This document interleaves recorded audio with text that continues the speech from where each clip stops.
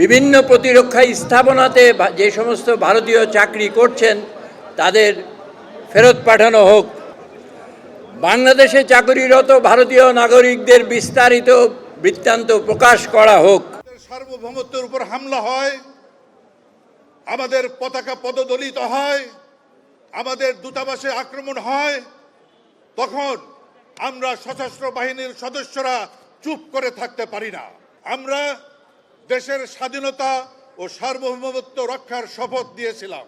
এখনো আমরা সেই শপথ থেকে কোনো রকমের বিচ্যুত হইনি।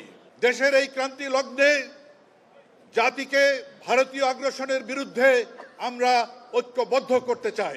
আসুন সব ধরনের রাজনৈতিক বিভাজন ভুলে গিয়ে ধর্ম, দল, মতের ঊর্ধ্বে উঠে আমরা আমাদের স্বাধীনতা ও সার্বভৌমত্বকে সুরক্ষা করি। নির্মাণ কাজেও আমি বেছে নেই CSRM TMT 500W, committed for better still। কেউ যদি ভারতে গিয়ে থাকেন সেখানে তারা অনেক ক্ষেত্রে দুর্ব্যবহার করছেন। বাংলাদেশের দূতাবাস সমূহে তারা আক্রমণ করেছে। আমাদের স্বাধীনতা এবং সার্বভৌমত্ব নিয়ে তারা কটাক্ষ করছে। এমনকি তারা আচরণে একটা যুদ্ধংদেহী ভাব বা একটা যুদ্ধ ভাবের প্রকাশ ঘটাচ্ছে। তারা মনে করেছে বিগত সময়ে তারা অসম যে সমস্ত সুযোগ সুবিধা পেয়ে এসেছে তা এখনো বহাল থাকবে।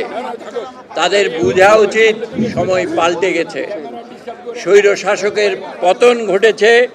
নতুন বাংলাদেশ তাদের আজ্ঞাবহ হিসাবে থাকতে রাজি নয়। এখন বাংলাদেশিরা প্রতিবেশীর কাছ থেকে প্রভুত্ব নয়, ভারতের এই আধিপত্য খর্ব করার জন্য আমরা সরকারের কাছে বিভিন্নভাবে দাবি রাখতে চাই। প্রথমত, ভারতের সাথে আমাদের যত ধরনের চুক্তি হয়েছে তা প্রকাশ করা হোক। বাংলাদেশে চাকরিরত ভারতীয় নাগরিকদের বিস্তারিত বৃত্তান্ত প্রকাশ করা হোক। যদি প্রয়োজন থাকে তখন তার ভিসা নবায়ন করা হোক, নতুবা তাদেরকে ফেরত পাঠানো হোক। বিভিন্ন প্রতিরক্ষা স্থাপনাতে যে সমস্ত ভারতীয় চাকরি করছেন তাদের ফেরত পাঠানো হোক। বাংলাদেশে ভারতের দূতাবাস ও ভিসা অফিসের নামে অনেকগুলো অফিস কার্যকর আছে। আমরা ধারণা করি এই সমস্ত অফিস গোয়েন্দা বৃত্তি ছাড়া আর বিশেষ কিছু করে না। বর্তমানে ভিসাই যেখানে বন্ধ, এই সমস্ত অফিসেরও কোনো প্রয়োজন নাই। অতএব এই সমস্ত অফিস বন্ধ করা হোক।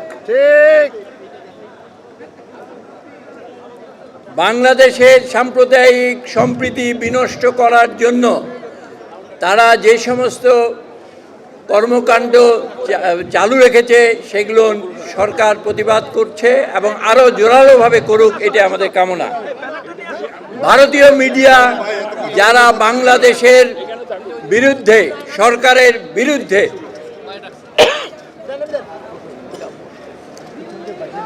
বিরুদ্ধে কথা বলছে, সেই সমস্ত মিডিয়াকে বাংলাদেশে বাতিল করা হোক, নিষিদ্ধ করা হোক।